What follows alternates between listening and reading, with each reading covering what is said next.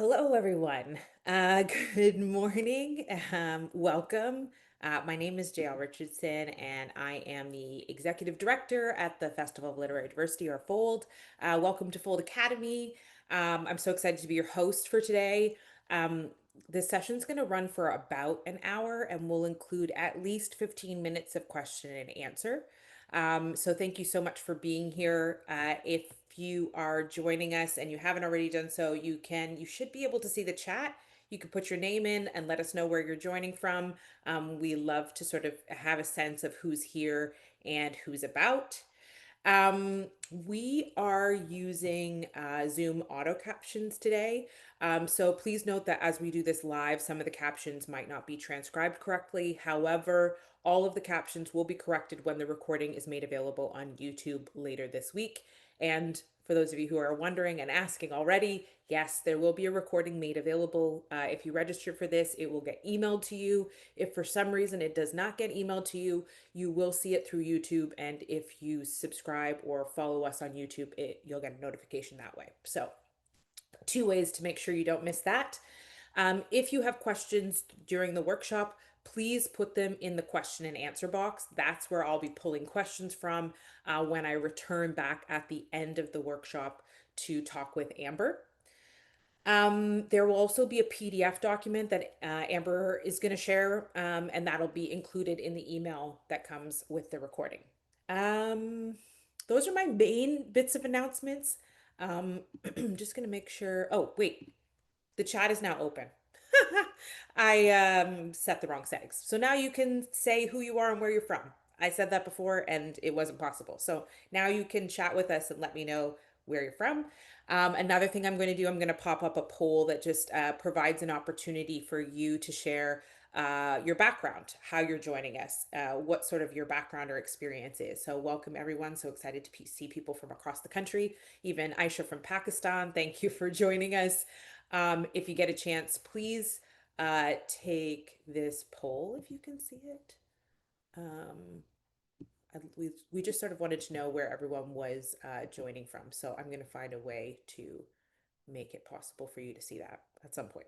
Okay, more importantly, let's get to our guest of honor. I want to introduce Amber Riaz. She is a professional technical and academic copy editor and the owner of A4 Editing. She edits academic manuscripts, journal articles, and technical reports. She works with academic presses, editorial agencies, and individual authors. She trains editors on matters of conscious language, inclusion, equity, accessibility, and plain language principles. We are so blessed to have her here. And so I'm just going to bring her in right now and disappear. And if you see that poll pop up during the presentation, take a chance to do that. Thanks. See you later. Thank you. It is wonderful to meet all of you. I was watching the chat and my goodness, it went so fast. I couldn't quite see who was from where, but I did see all over Canada. I saw Edmonton, I saw Calgary, California, phenomenal. I'm just really honored to be presenting on behalf of Editors Canada and of Fold. You're attending Decolonizing Editing, How to Recognize Colonial Attitudes. So let's get started.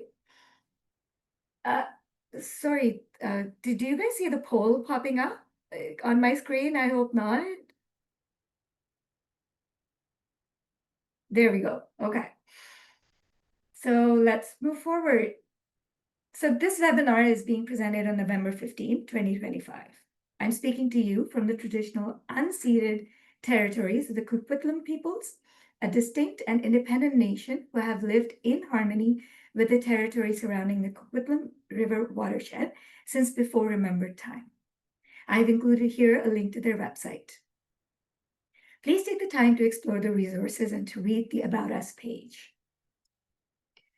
I recognize that my gesture, recognizing that the territory I now call home remains unceded, rings hollow at a deeply personal level because colonization has affected my past and my future generations irrevocably. I have been consistently aware of my own complicity because of my silence in the violence of colonization, just as I benefit from it by becoming a settler in Canada. So today, I bring attention to the genocide of the Indigenous populations of Turtle Island. And I also bear witness to the genocide of the Palestinian people and the deliberate and systemic silencing of voices today. Every person, every voice that speaks out against the current genocide in Gaza and the occupied Palestinian territories is being bullied into silence in multiple ways. But I still have hope because I know we are not powerless. I hope you will join me in speaking out and speaking up. Today's webinar is, in a very small way, my attempt to highlight how colonization continues to silence and to harm, and how we can do our parts in mitigating some of that harm. My commitment then is to amplify Indigenous and global majority voices and allow other perspectives to emerge. I choose to challenge privileged positions, work solely on projects that amplify historically marginalized voices, and confront voices that advocate for racist attitudes and policies. So today's presentation is a conscious language and ethical editing presentation focused on how editors and writers can recognize the colonial perspective and intervene in instances where colonial language is being used to misrepresent information. Before we can learn how to challenge colonial language, though, we need to first understand colonization and what scholars, activists, and writers are already doing to challenge colonial perspectives. So we'll begin with some definitions, and then I'll offer some tips and suggest resources before we open up Q&A. We will begin by setting our intention so we are all clear in how we can both be inclusive and radical. Then we will go over some key concepts related to decolonization and radical editing. After that, I'll offer some general tips and some suggested resources that you can use to expand your understanding of decolonization and publishing. We will reserve all questions for the Q&A. So what can we do individually to achieve our goals to ensure that we are being mindful of our readers' needs? We need to approach our professions with the understanding that we all have blind spots, things that we just do not know, and things that we simply take for granted. We may even assume that certain ideas and opinions are common knowledge when they may not be. For example, today, I don't know much about what my audience may or may not know about decolonization, so I'm working on creating a safe space for all of you here, but also for myself.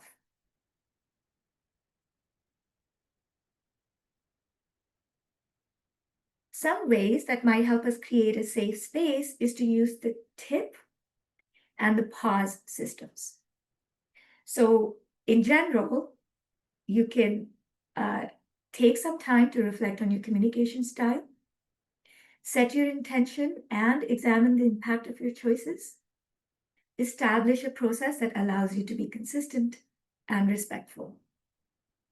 In the pause method, as editors and writers, we can pay attention to the topic, to the material in front of us. We can then acknowledge our own limitations and the limitations of the work that we are working on. We need to understand multiple perspectives. We need to search for productive solutions if there are problems. And we need to execute the plan to mitigate the impact of some of our choices.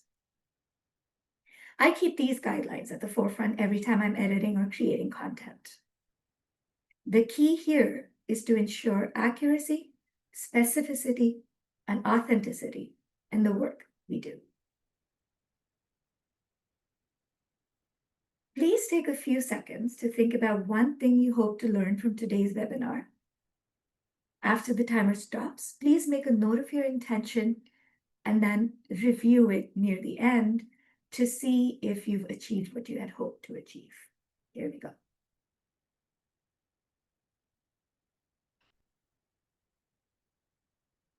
The timer should be working.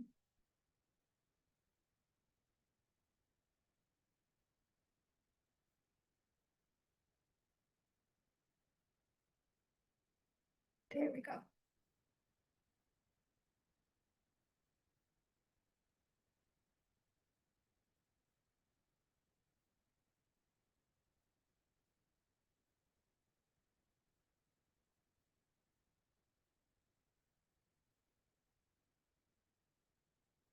Now just take a minute to put your intention down on paper if you haven't already, as we move on. So a gentle reminder of why we are talking about colonization. Many of us have colonial legacies. Our ancestors were either colonized or were colonizers, or we might even have both in our family trees. Canada is a settler colonial state with a long history of genocide of Indigenous people. Currently, there are at least 17 non-self-governing territories across the globe as of today. And then we are watching a live stream genocide, a direct result of colonization and Zionism. Colonization's legacies continue to distort cross-border relations. For example, Pakistan and Afghanistan recently almost went to war over the Durand Line, an arbitrary border drawn by the British in 1893.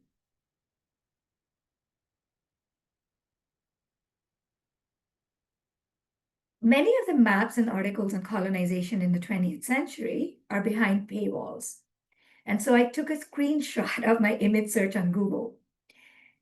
The fact that the maps are behind paywalls is also a symptom of colonization, the instinct to gatekeep knowledge and research. We'll talk about this more later in the presentation when we discuss colonization in publishing, but hold on to this idea. Here you can see how much of the world was colonized in 1914, and you can also see the different colonizers and their impact on nations, borders, geography, and by extension, cultures, languages, laws, and economy. The map does not show us non-European colonizers. This, too, is a complex, nuanced topic. We have to hold much of these histories as we move toward decolonization and reconciliation. The fundamental premise of colonization, decolonization, conscious language, EDI, equity, diversity, and inclusion, is that people are not equal. We generally deflect, hide from this idea by talking about abstract concepts like colonization, inclusion, diversity initiatives, and so on.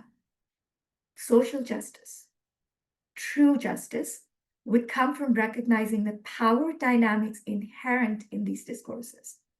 Words like difference, diversity, equity, inclusion are all euphemisms for systemic inequality. I'll move through many of these definitions fast, but will provide as much complexity and nuance as I can. I can only give a very brief overview of many of these terms with the hope that my audience will take the time to sit with each term and then explore both the term and your own understanding of it. Before making up your mind about these topics, however, please remember to actively seek out work by Indigenous scholars first. Remember, sorry, I moved too fast.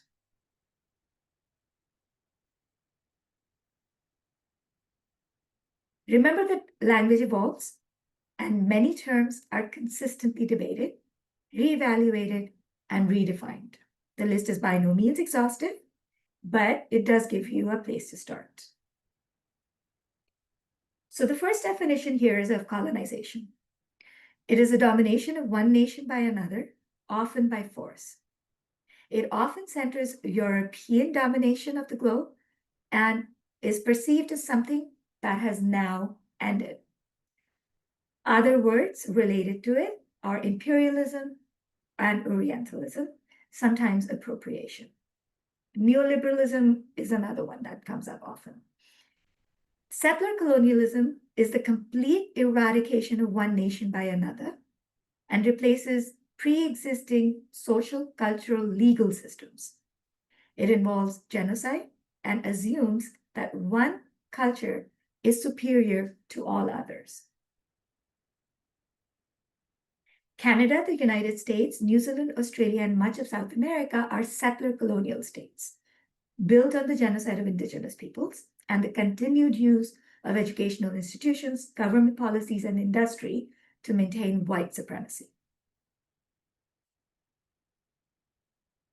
Post-colonial is generally the period after colonization, and it marks a historical point where colonial powers transferred governance to Indigenous populations.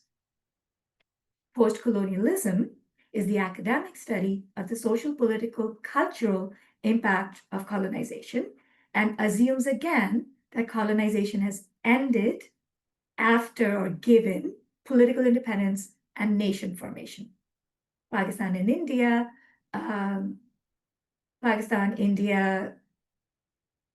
drawing a blank, but those are examples of post-colonial nations.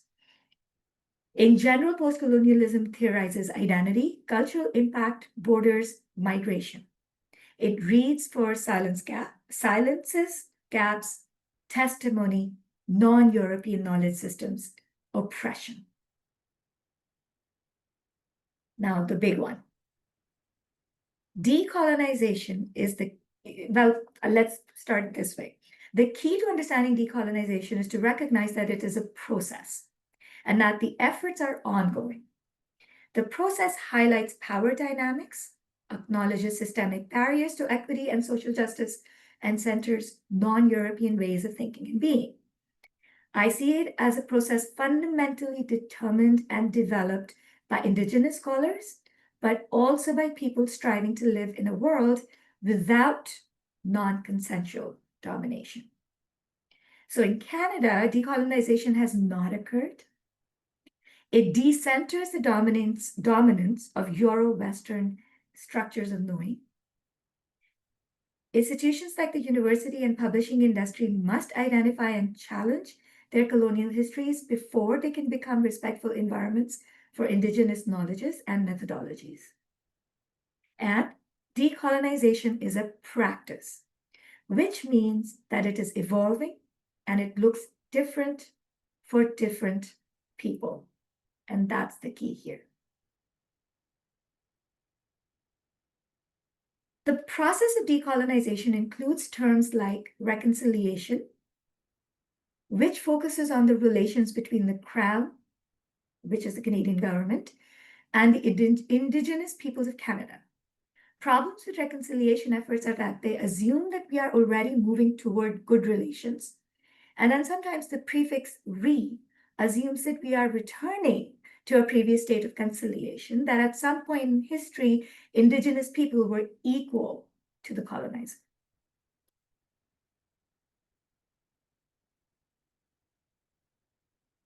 I'm trying to think of if I've actually forgotten to say something, but we're right on the money in terms of what I wanted to say about reconciliation. Indigenous is different from reconciliation in that it focuses on increasing the presence of Indigenous peoples and knowledges in traditionally Euro-Western institutions. Issue with indigenization, though, is that it carries the risk of tokenism. And it does require institutional change, which will take quite a long time.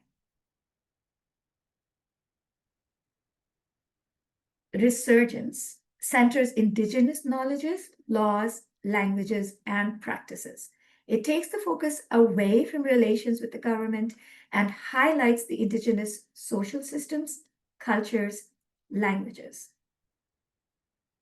And scholars like Leanne Bettis, I practiced this actually, Betta Samosake Simpson and Glenn Coulthard argue for a turn away from state-centered projects like reconciliation and towards resurgence within Indigenous communities as a key part of enacting decolonization, because it is by strengthening Indigenous social systems, cultures, and languages that they can then look outward, look away from the Indigenous system.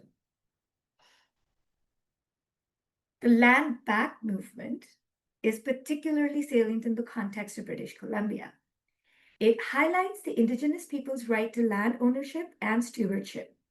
You know what? I'm going to put the entire slide up first. The movement questions reconciliation, highlighting the performative aspects of land acknowledgements, and asks, what's the point of acknowledging the ownership of land if we don't follow it up with concrete action? An example of the land back movement is the Wet'suwet'en Nation's stance in their opposition to the Northern Pipeline. And then at the end, once you get the recording via email, you will also get my entire PDF. It's a two pages of resources here with websites, videos, books, journal articles, exploring all of the concepts that I'm bringing to you today. So moving from decolonization and its related terms, I'll define the terms more relevant to editing and writing with the decolonization process at the forefront. The first term is conscious language, language rooted in critical thinking and compassion. The PDF that is going to get distributed does not have the activated links to Karen Yin's Conscious Style Guide and Crystal Shelley's Conscious Language Toolkit.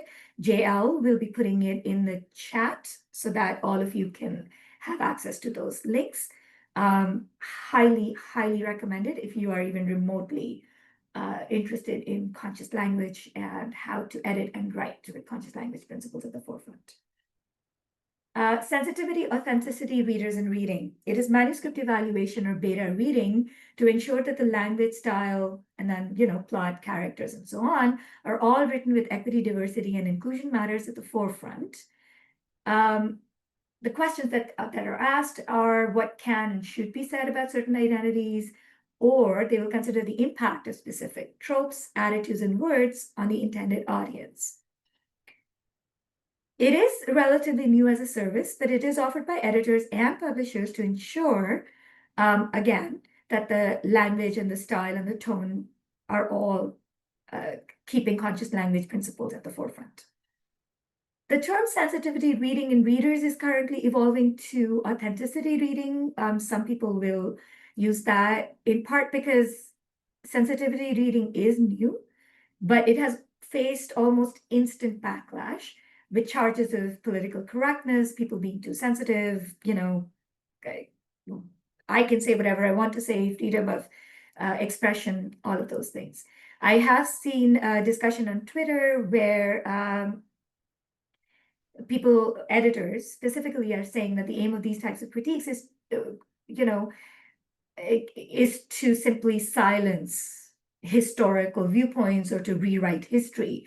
The answer to a lot of these critiques is to say that sensitivity reading, authenticity reading, or bringing or keeping conscious language at the forefront is just to ensure respectful, authentic representation of historically silenced identities. Not too many people are using sensitivity or authenticity reading, but these services are being offered, and I think I can go so far as to say they should be used. So conscious language and ethical editing is usually reading to unearth unconscious bias, which is, by definition, an unconscious implicit assumption, belief, attitude, or stereotype that we may have about different groups. These biases are usually learned mental shortcuts. We all have them, and they often surface within a fraction of a second without us realizing that we've used the shortcut. The key is that we can hold biases against our own group, and we can hold biases that actually go against our stated beliefs. Biases are generally shared within social groups, though people also have biases favoring people who share their identities. And biases are persistent, but can be changed with attention and work. I do recommend the University of Victoria's discussion of equity and human rights, where they talk quite a lot about unconscious bias, how to address it. And if you do a little bit of Google searching, you'll see that there are quizzes One by Harvard Business School is actually really good about unearthing unconscious bias. And there are some massive online courses, MOOCs, on unconscious bias specifically that you could sign up for. So here's the big one: radical or subversive editing. For my definition of radical editing, I draw from Carol Fisher-Saller, who talks about subversive editing. She talks about this in terms of centering the author-editor relationship in service of the audience and not the publisher. For me, conscious editing is often about understanding the need to bend the rules, avoid prescribing or ascribing to a certain set of rigid guidelines or principles, and focusing on what the author is trying to convey. So the questions are, is the message clear? Will it be received as intended? So it has very little to do with changing author voice or changing words or changing, the message. It is more about, is the message clear and will the audience understand it the way it is intended? So if you don't intend to piss certain people off, make sure that you're saying it the way it's supposed to be said. People have used words like inclusion and diverse perspectives to describe the practice of ethical editing. I usually avoid these terms because a word like inclusion invokes the idea of exclusion. Marginal voices assumes there's a center they're speaking to, and so on. Instead, I assume that each voice is valuable. Every story deserves to be told, but each telling must be respectful and authentic. I also recognize my own limitations. While everyone has the right to say whatever they wish to say in the name of historical accuracy, I do not have to listen to it, nor do I have to edit it. So here we go with tips. Canada is a settler colonial state. It is a member of the Commonwealth, a voluntary organization of 56 countries, signatories of the Commonwealth Charter, and King Charles is the head of the Commonwealth. I have my own opinions about that. Commonwealth countries are historically and politically linked to the British Crown. In fact, most of the land in Canada is owned by the Crown. Colonization is not in the past. Genocide, resource extraction, residential schools, racist immigration policies, undermining of Indigenous sovereignty, performing truth and reconciliation, they're all ongoing challenges. The problem, as I see it, when it comes to decolonization and publishing, is that the colonial program is built into the publishing industry. Church, school, book, plus media are parts of a colonial nation building project that flattens cultural and social difference, advancing ideals of class and social mobility, in turn rooted in white supremacy. The publishing industry maintains control over knowledge dissemination. The bestseller list, for example, determines whose stories are told, when, and how. I would argue that exclusion is part of the mix. It's a constitutional part of how cultural markets work. It doesn't have to be exclusion by design or intent, but exclusion is a result of choosing what to include and what to take a risk on. The assumption is that in writing, editing, and publishing, certain voices have been silenced. So a possible solution is to keep matters of equity, diversity at the forefront each time a writer, editor, or publisher handles a manuscript, to ensure that the content appeals to and includes as many different identities as possible. And I think if we focus on maintaining credibility with a wide readership, the argument for eliminating bias from our writing is depoliticized. So switch the lens from me, my work, to my reader and my message. And I was asked to include examples of what decolonization in editing or radical editing would look like. And I went with examples from news media. So I think that before I actually start putting these examples up, I'm going to do a little bit of a trigger warning because these are from 2023, 2024. And they are talking about genocide. They are talking about racist attitudes. So just be forewarned. All the examples on the two slides are from the essays included in Breach Media's book, When Genocide Wasn't News. A full citation is included in the resources document that will be distributed after this presentation. And I'm a little nervous about doing this right now, so bear with me. My heart rate has just gone up. I'm worried about their reaction. Please do note that these refer to violence, death, destruction, and the deliberate silencing of dissenting voices. This may bring up difficult emotions. Please be aware of your own reactions because there is no way to sanitize these examples and there is no way for me to manage my own emotions in public on recording. Here we go. Globe and Mail in October 16, 2023 said more than 1,400 people were killed by Hamas in southern Israel and more than 2,778 have been killed in Gaza in the past 10 days. So in this example, I've added emphasis wherever I think it's important. So here we're looking at passive voice and naming, which means were killed by Hamas is active voice because by Hamas has been added and we've named who was doing the killing, but we've taken away who has been doing the killing in Gaza by simply saying have been killed. My hands are trembling, sorry.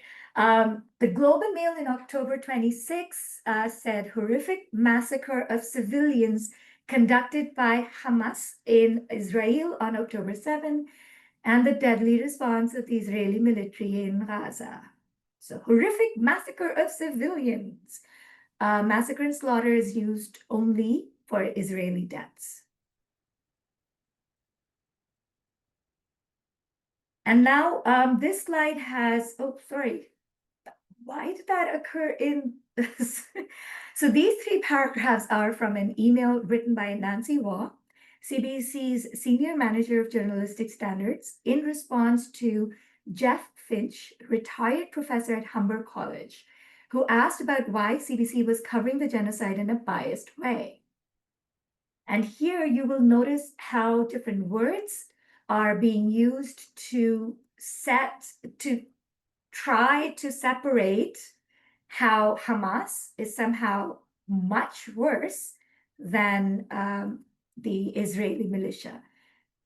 The logic and the tone is used to deliberately and carefully dehumanize the Palestinians in Gaza. In fact, she goes so far as to say that just because bombs are dropped from thousands of feet and artillery shells are lofted into Gaza from kilometers away, even though they result in death and destruction on a massive scale, it is carried out remotely.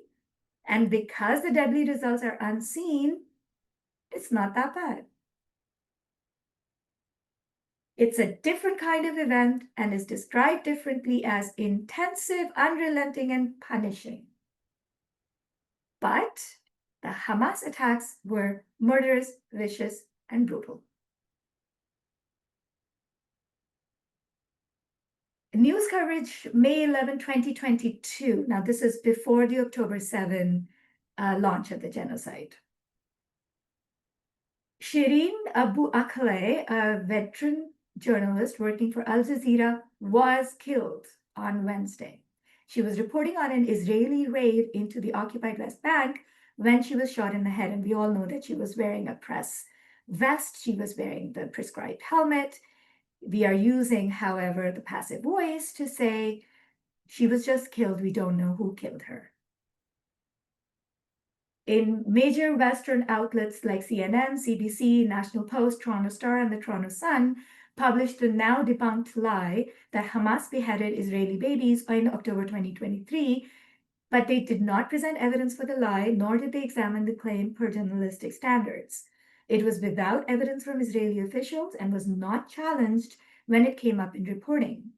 Later, in the same month, when the Gaza Health Ministry reported that over 7,000 Palestinians had been killed, many of the same outlets instilled doubt in readers about the death toll by including that the ministry is Hamas run.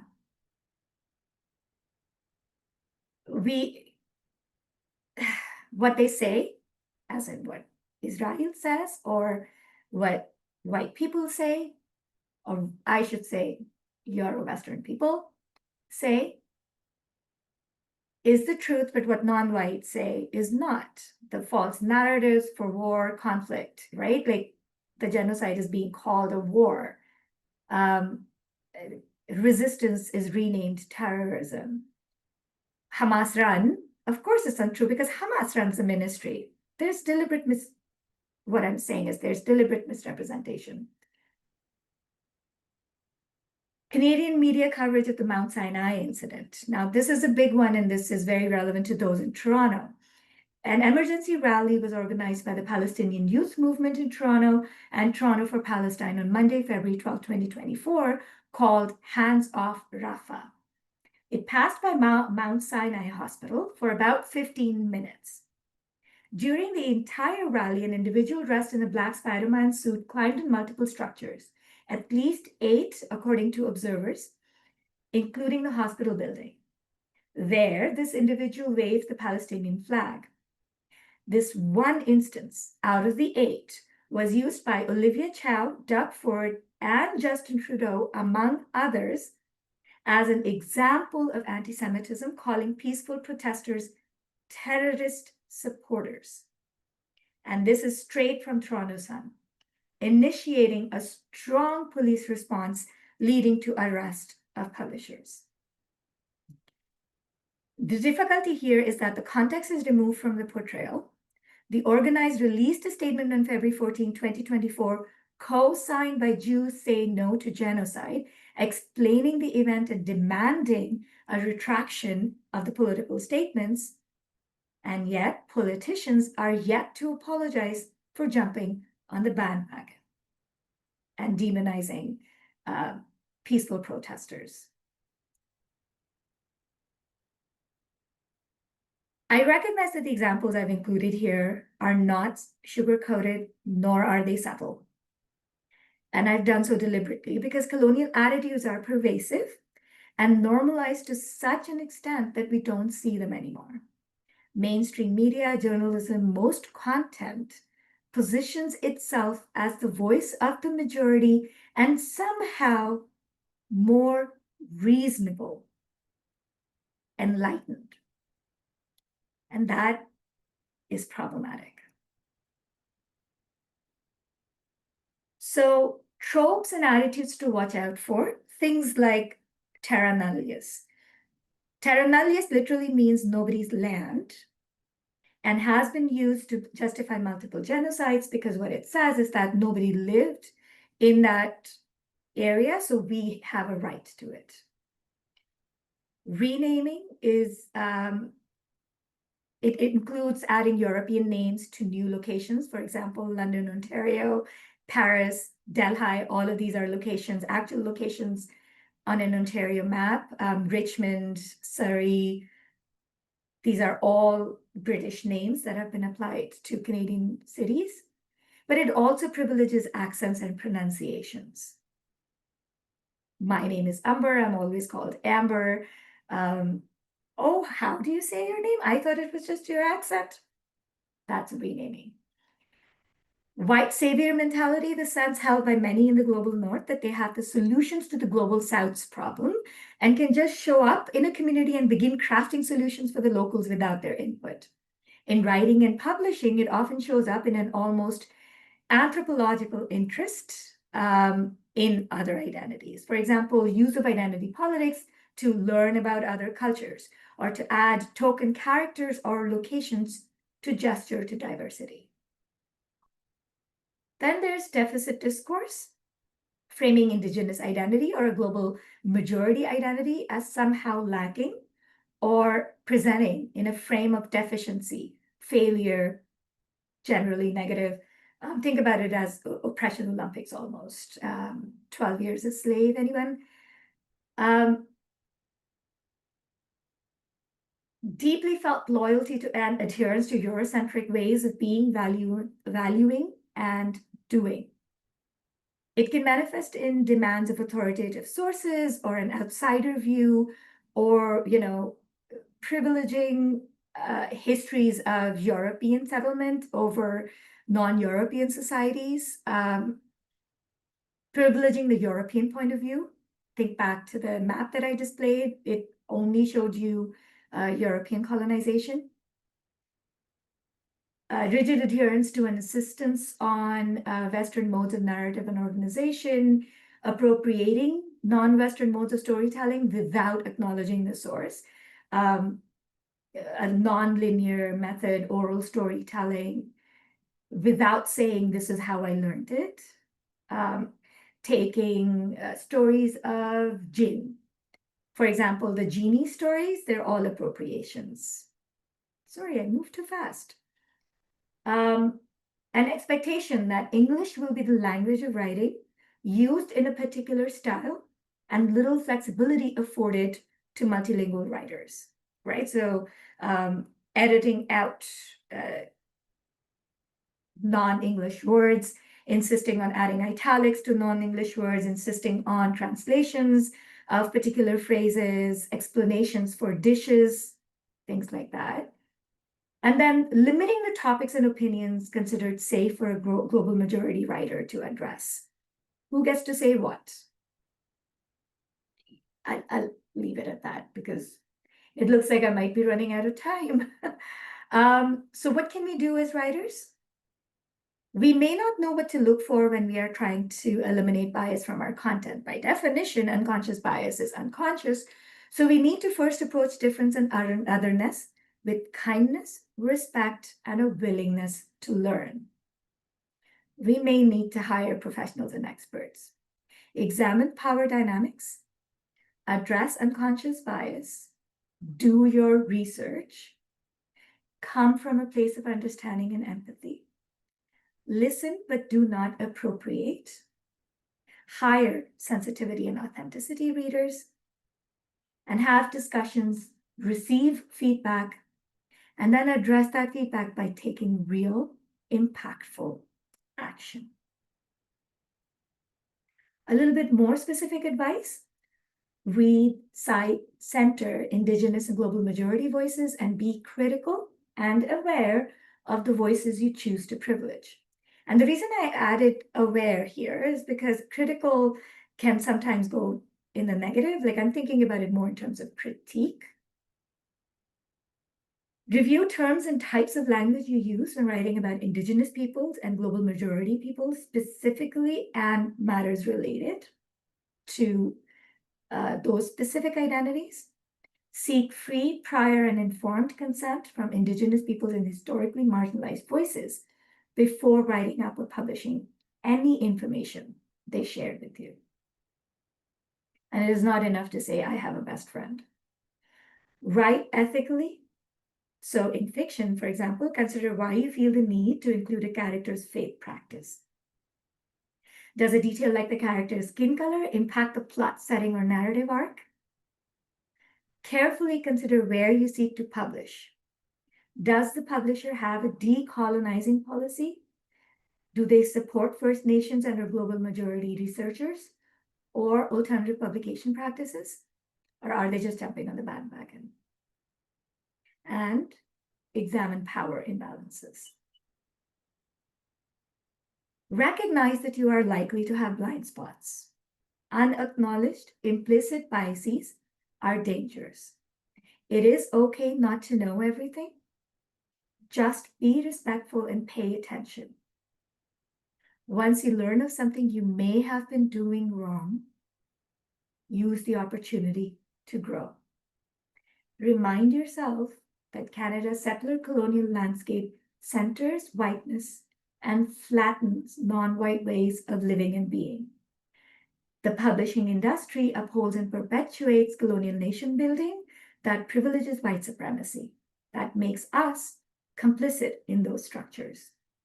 To write and edit sensitively and responsibly, we need to first acknowledge and examine our own white colonial lens.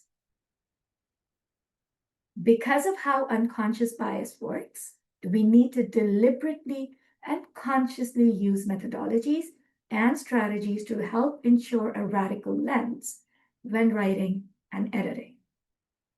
Questions of audience and power can be helpful.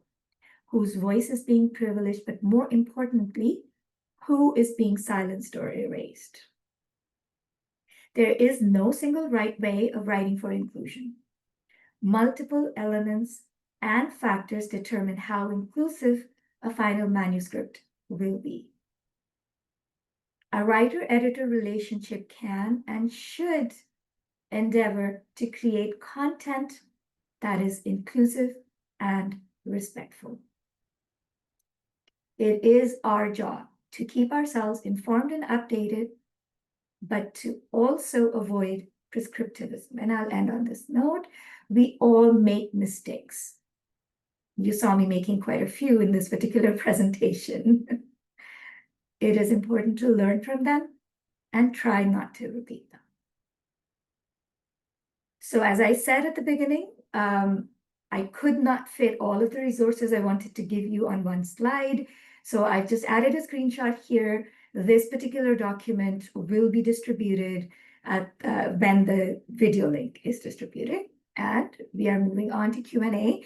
And just to say, if you all have to leave and you don't get to stay in the, for the rest of the Q&A, feel free to reach out to me through my website, my LinkedIn, or my website linked in this particular presentation, or just Google my name and reach out to me and we will continue this discussion. I will answer every question that comes up. Over to you, JL. So we'll leave that up. That's great. Perfect. I am going to focus on questions in the question and answer that are about practice. So how do you handle, how should writers do this? What should editors do about that? I'm not going to dive into questions that are about perhaps specific political views or like, how do you feel about this? Just because I think the nature of this presentation is about practice and craft. I think you've provided a really great foundation for this work, and I want to respect those who are here who are asking about the work of it. So, first question I wanted to talk about, because you talked about sensitivity readers, is how might new readers include and or propose requests for funding for sensitivity or authenticity consulting? Do you have thoughts on like how people should manage the financial aspect of bringing in That's a difficult one. I know that a lot of the sensitivity readers right now are working directly with publishers. So the sensitivity reading is being folded into the traditional publishing process. So a publisher will reach out to, a roster of sensitivity readers, depending on the project, depending on the topic. And then the cost of it is just in there. Oh, this is problematic. I need somebody to take a look at it. Here, I'll just send it off. And that's how the sensitivity readers are going to get paid. If you yourself are concerned and you're an independent writer and you're concerned about the cost of it, the way I see it is, if you front load the cost of it at the beginning, when you are wedded and when you are working with a sensitivity reader, you paying them what it's worth, you're actually saving yourself money in the long run when your sales plummet, right? Or when you get that, I can't believe she said that, and why didn't nobody catch it? Because even the big publishers have been taken, they've been ripped apart for not taking authenticity into account before publishing. There've been some major public scandals for traditional publishing. So yes, the cost could seem pretty high at the up front, especially, when you're starting out and you feel like you might not have enough funds to get it professionally edited, professionally read. Um, there is an editing process in place that allows your work to go through all of the different stages.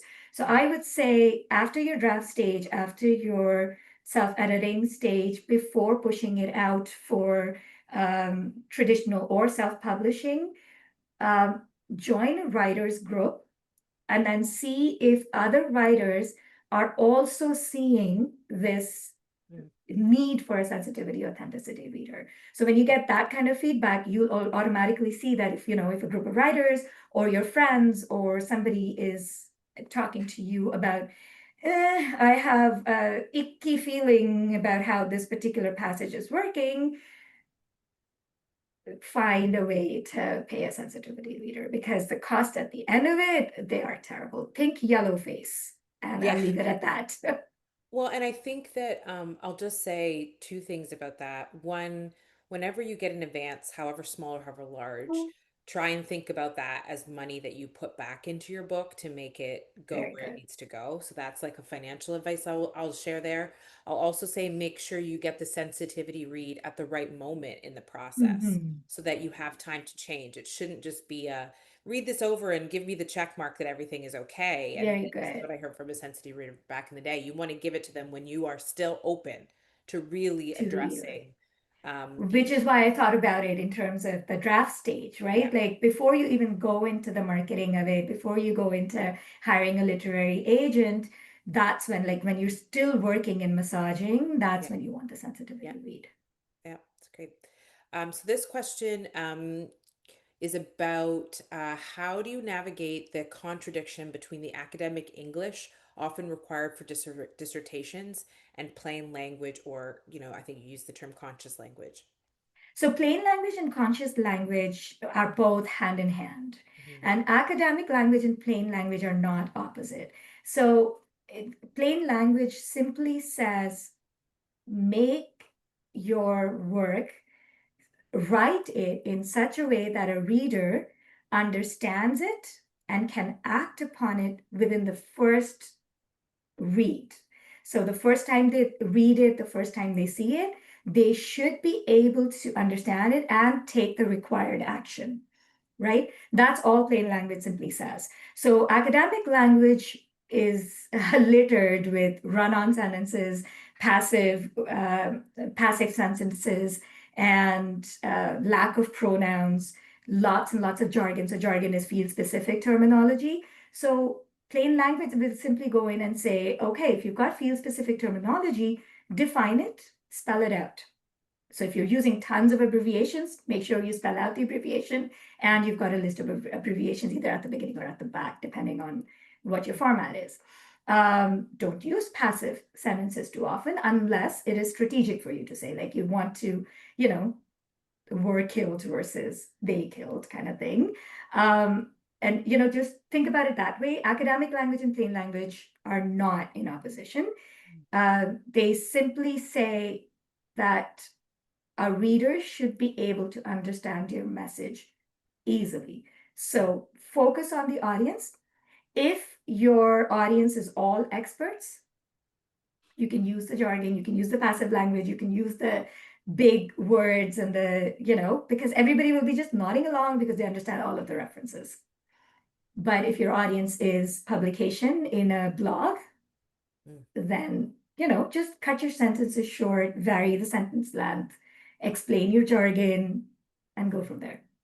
Yeah, it's funny. I see that a lot in my work with bylaws, in which the language is legal and it's meant to Mm-hmm. protect like the bigger institution and Mm-hmm. be unclear to the user so that they don't sue or they don't know that they're being, Mm-hmm. and simplifying from a charitable organization, the language, the legal language is so that you're recognizing the people who need to understand it aren't the owners of the institution. It's the people utilizing the services of the institution as well. So I really Reader focus always.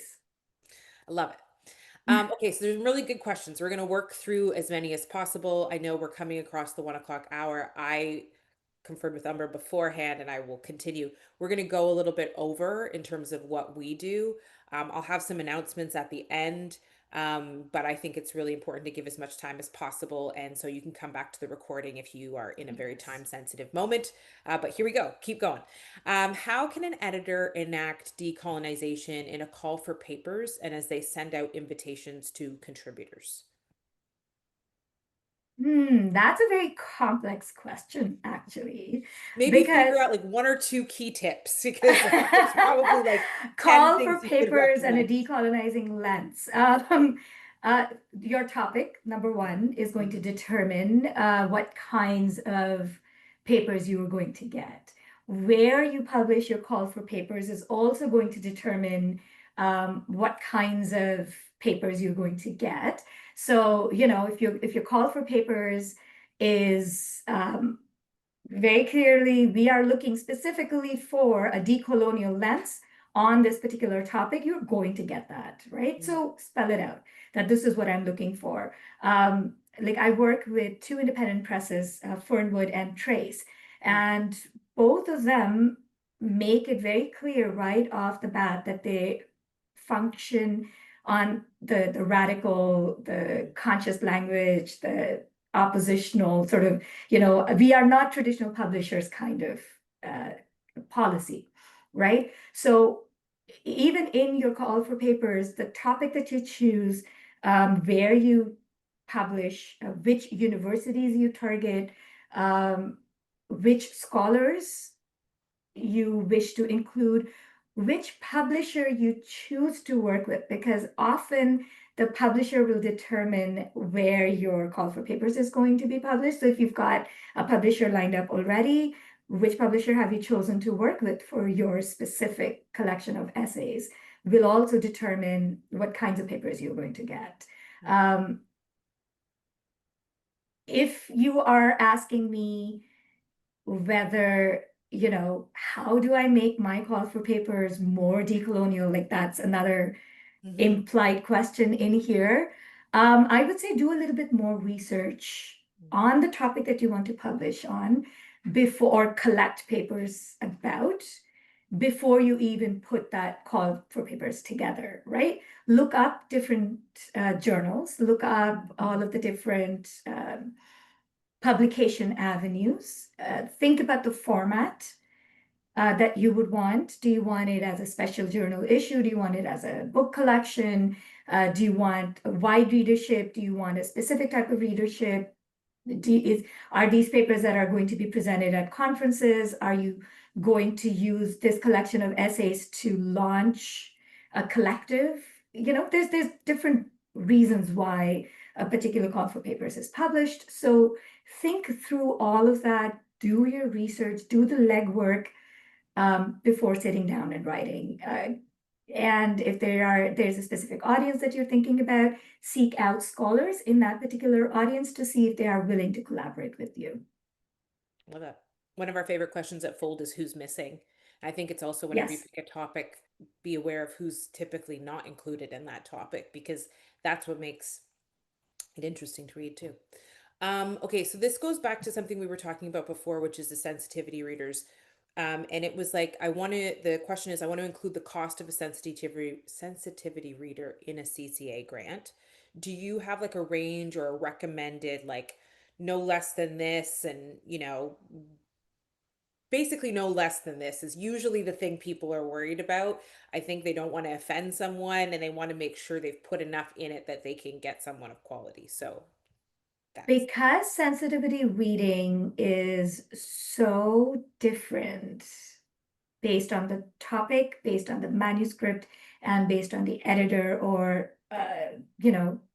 beta reader doing it, even the length of the manuscript could determine the type of topic, how many people are working in that particular topic. I mean, for example, LGBTQ versus a Muslim editor. I don't have a range. I'm sorry to disappoint you there. What I would say is before putting it in the grant, put out a call going, hey, I'm doing a little bit of research. This is my specific topic. This is the length of my manuscript. And this is the kind of feedback I'm looking for. what is the range I should expect to pay specifically for this thing so that I can put it in my grant, right? That would be an easier way of getting the answer to your question than asking somebody like me. Like if I had a 100-page manuscript, which was writing about divorce in Islam, because it is such a scholarship heavy topic and I bring so much of my background, like 15 years of working on this particular topic, my charge would be an hourly charge. And it would include the research that is necessary for your manuscript. So it would be a pretty hefty fee. But if it is, 50 pages on, have I used the word Black correctly to represent identity, then I'm not bringing as much of my heavy set emotional. So my charge will not be that heavy. So, it really does depend on the manuscript. I wish I could answer, like I've always wanted a how much will it cost answer. Break it down. So I think you bring up a good point, Amber, and I think it's about, especially when you're doing a grant, I think it's most helpful to have a very specific quote in mind. So very much you so. may want to go into the practice of actually trying to hire, not hire, but Yes. identify someone you would hire, get a quote, Yes. and include that actual person in the Very application much so. rather than just sort of generally guessing at what you might need on the other side and Yeah. hoping it sticks. Because grant applications, and we've got Editors Canada has a grant writing, grant proposal editor who's her niche is grant proposals, Letitia Handel. And I would recommend working with somebody who has submitted and won multiple grants rather than going it alone. Get advice, do the research, because your chances of getting the grant are going to increase multifold if you do that research. I can't give you that answer off the top of my head. There's so many good questions. I'm like, we're just going to power through.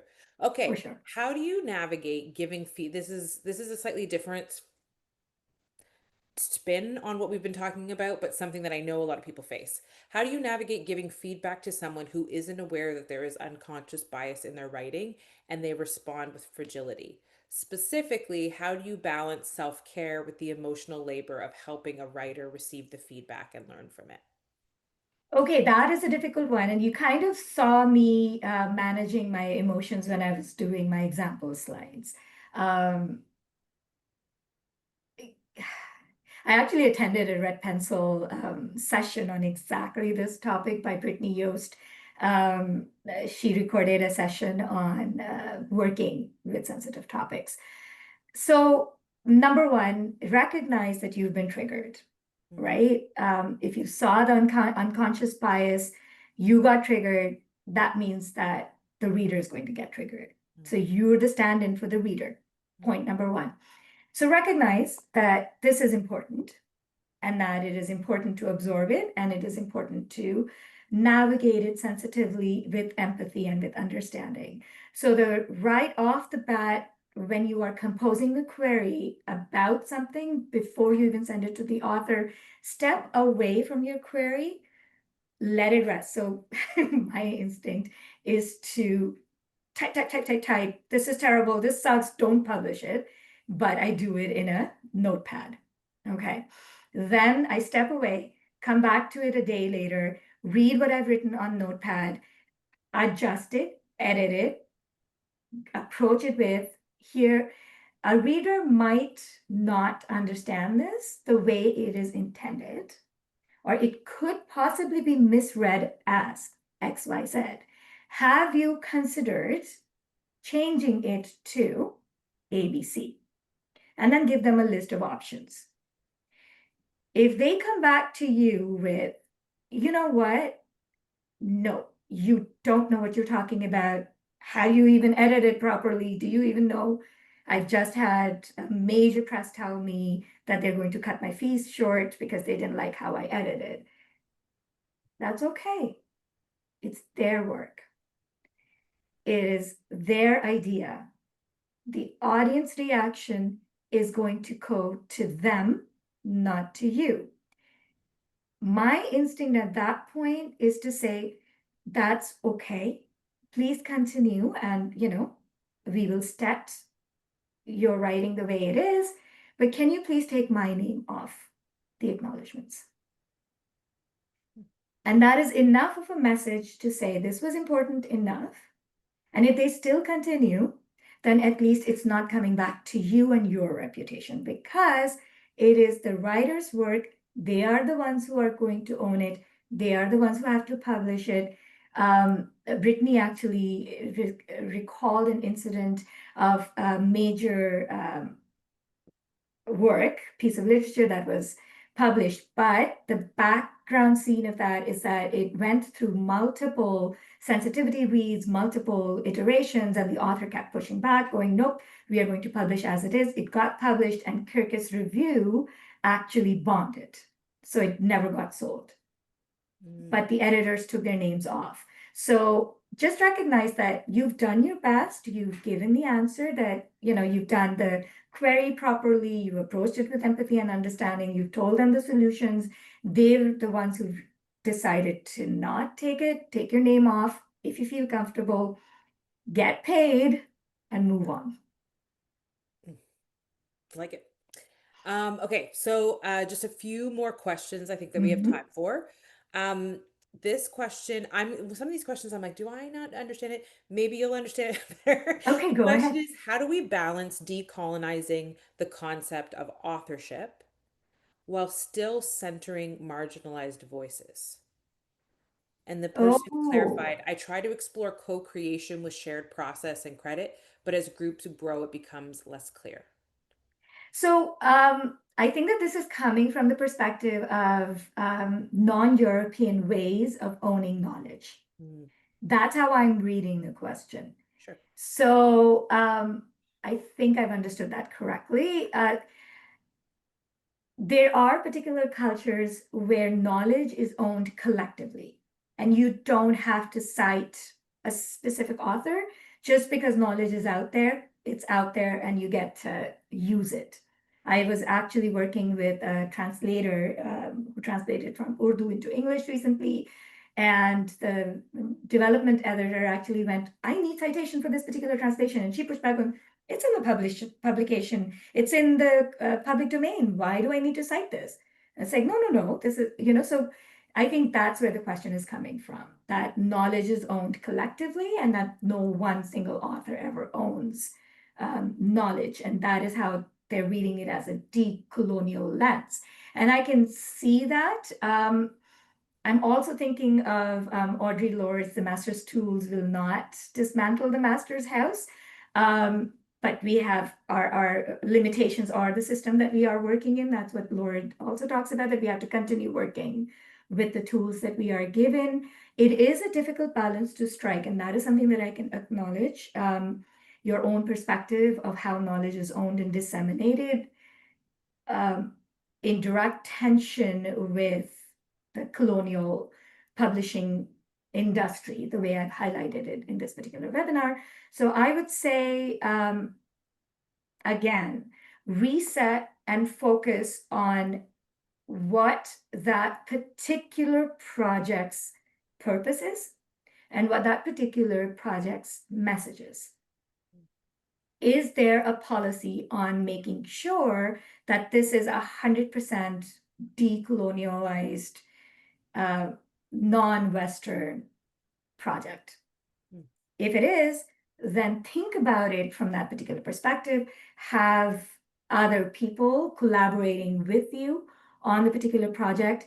I'm thinking of the anarcho-indigenism book that I've actually included in my list of recommended sources.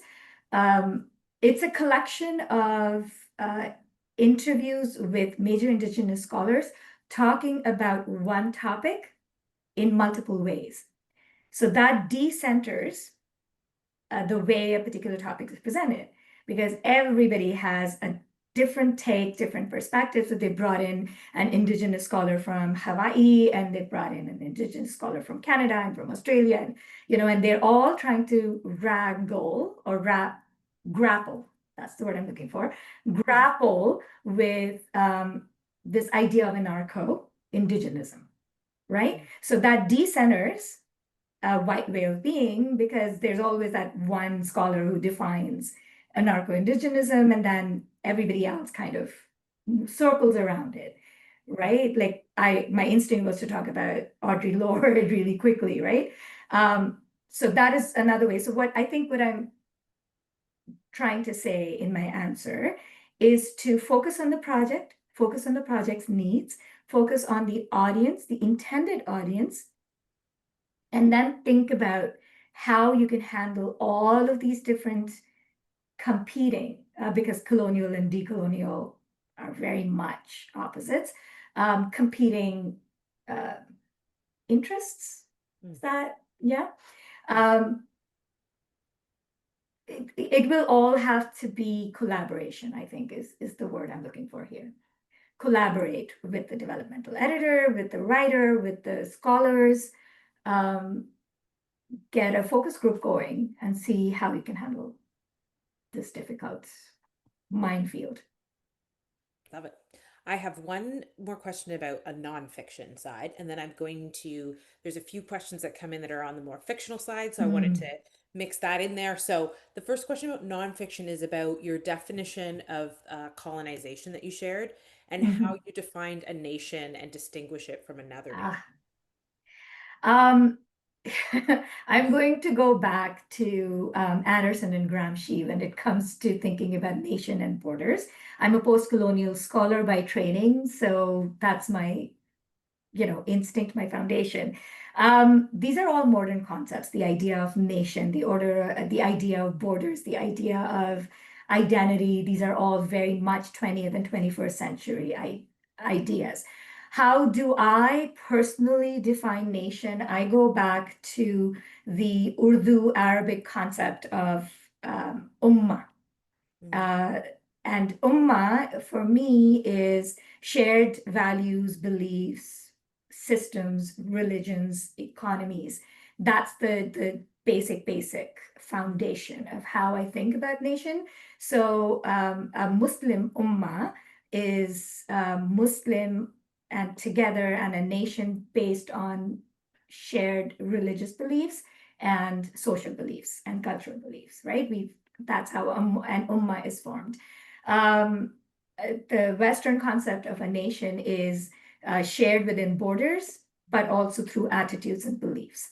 Um, Other nations would be moving together as a cohesive group with shared practices, dress, food, uh, parenting. So depending on where you are and depending on who you are, your definition of nation is not going to match with my definition of nation, and that's okay. You can take the academic approach, which I took, Anderson and Gramsci. You can take the cultural approach that I took. I could also think about it in terms of watan, attached to land. So the idea of um, a country, but more because I can belong to the Pakistani Watan even if I'm not actually living on the land, Mm. right? So, and it immediately brings forth feelings of attachment to land and patriotism and no critique of anything. And that's, again, a slippery slope. So, um, I think I'll leave it at that. Mm. Nation can have multiple definitions depending on who you talk to. Love that. There's so much, this topic, I like what you shared about decolonization and that it being a process and this thing that it's learning, it's evolving, it's dependent on people. I think it's always the thing that makes it more complex, right? People want definitive answers. I would like to solve problem X by equals Yeah. problem Y. But it's one of those things that's like evolving, it's moving, it's changing, and it's the Yes, responsiveness that really, for me, makes it exciting because it feels like the more you think about it, the more you can do. Okay, basically. fiction question. Yes. In fiction, how do you think about balancing the goal to avoid using marginalized or silenced groups or cultures in a cast of characters versus a desire to draw a picture for readers that is clear that the story's setting, society, culture includes lots of different people and cultures? Oh, my favorite fiction books are those where a multicultural identity is suddenly revealed because she has an auntie, or or she eats biryani, or so it I think that in fiction specifically, this idea of representation becomes very poignant. Mm, Um, you can do it through naming, mm. you can do it through food, you can do it through talking about Brampton in Mm. your book, right? Or Yay, bringing Brent! in, right? I'm from Ontario. I lived 20 years there, so in London, Ontario. So you talk about Brampton, or you talk about Gerrard Street, or you talk about Surrey, or Richmond, or Scarborough, or Yeah. whatever. Make it a part of the fabric of the story rather than going, I've got a brown friend and her skin was glowing in the sun, Mm, that's just so in your face, and it doesn't do justice to how real people function with each other, especially a friend group, mm, right? You don't have typecasts in your friend group, and the instinct to typecast is what conscious language and sensitivity language or authenticity readings are trying to get you to move away from, right? Like, don't do tokenism just for the sake of tokenism. You want to represent your understanding of multiculturalism, then bring that to the forefront. In like, and if your circle does not have the brown friend, like, I mean, think Friends from the 90s, right? No brown folk, no black folk. Yeah, New York didn't have brown folk. And now we've got Zoran Mamdani. So yeah, I had to bring him in. I love it. I But love it. you know what I'm saying though, right? Like um representation for the sake of representation is not enough. Mm, In the fictional landscape that you're building, um, it has to be authentic to what you are building, mm, not to what you think should be, right? And if it's authentic to what you are building, and if your experience does not have a diverse cast of characters, then it doesn't have a diverse cast of characters, and that's okay. That's your understanding of it. So go with that. You don't have to have a hijabi Muslim in every book. We yeah. don't need to be there. And it's funny, I'm going to tie this last question in with it because for me, the question is, can you talk a bit more about the idea of writing for as wide a readership as possible? That seems like it would also pose a risk for tokenization, which is what you're talking about and what often happens. And I think, Basically. and I'll just throw in my thought and then you can tell Please me if do. I, I so love that. I think the more specific you are, the more authentic the work becomes. And in being specific, you often can't cover everything and shouldn't cover everything and won't have everyone. But I think it's understanding where your worldview comes from and living really precisely in Yes. that. So, like, if you go to put a maid in a novel or a nurse, and your instinct is, I'm going to make them Filipino, understand why that's happening and either address it, put that in there and address the sort of like racism that's intrinsic in that, or don't do it as a way to counter that sort of assumption and that culture. If you're not going to address it, don't drop a Don't do it. stereotype in there and tokenize in that way. Exactly. And so I Exactly. try and get as specific as possible even in thinking about my reader. I try and think about a specific person and not a like this is for everybody. I think I'm writing Yeah. for this one woman, this one man, this one kid. And that helps me determine the language I choose, the things I address, the things I explain, the things I don't explain. And I think that helps avoid some of what that question is about the tokenization, the cover everybody, diversity as a rainbow, blah, blah, blah. And you know what? I'm actually going to, I thought that I might not, but you know what?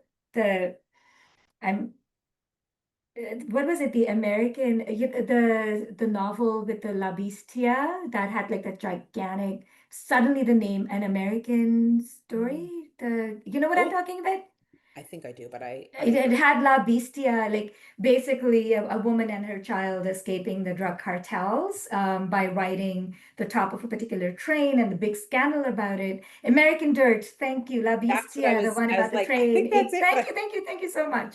yeah. Seeley, I want to say, thank you. The American Dirt had this big scandal around it based on the identity of the author, Mm, right?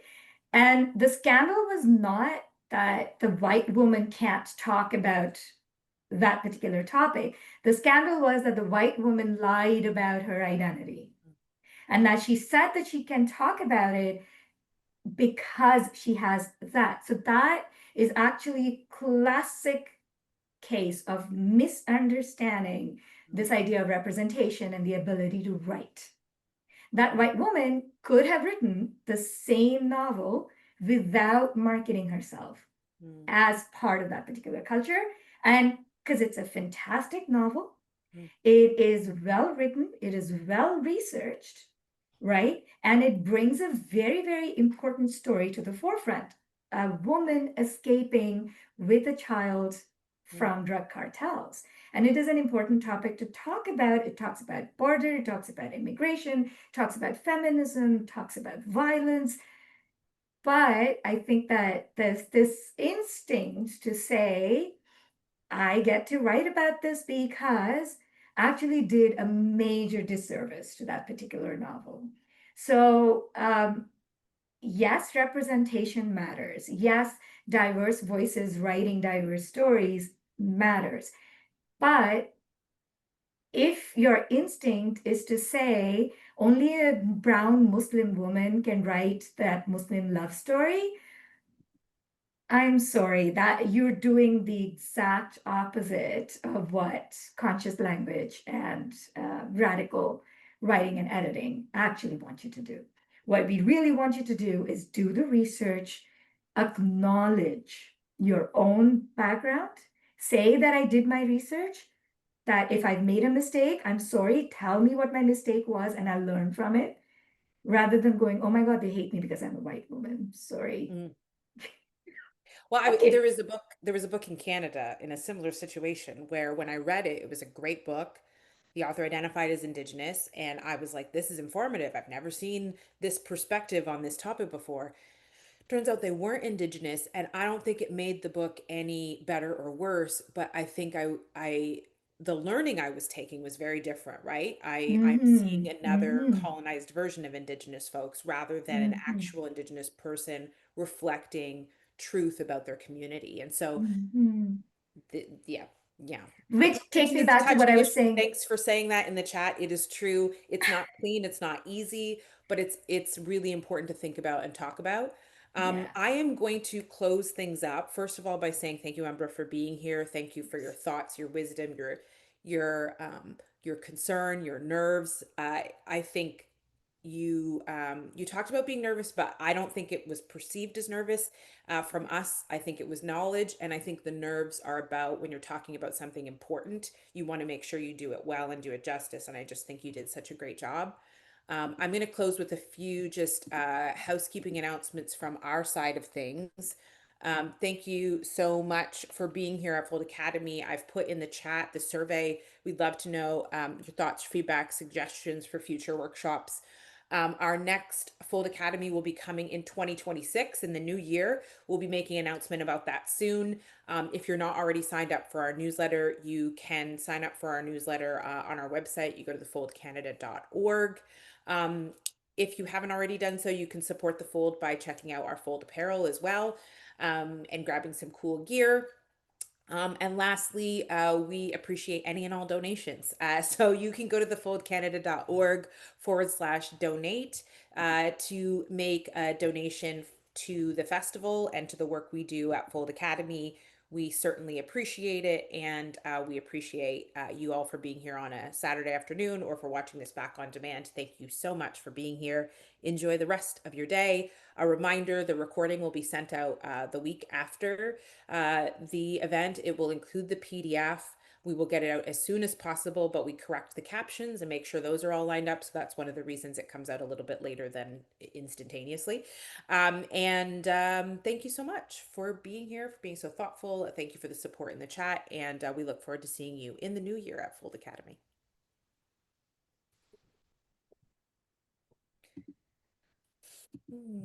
Bye, Elmer. Thanks so much for being here. I just wanted to make sure that I get a copy of the Q&A and the chat. Sure. Yeah, I can get that too. Yes. For sure. Awesome. Thanks. Bye. Bye.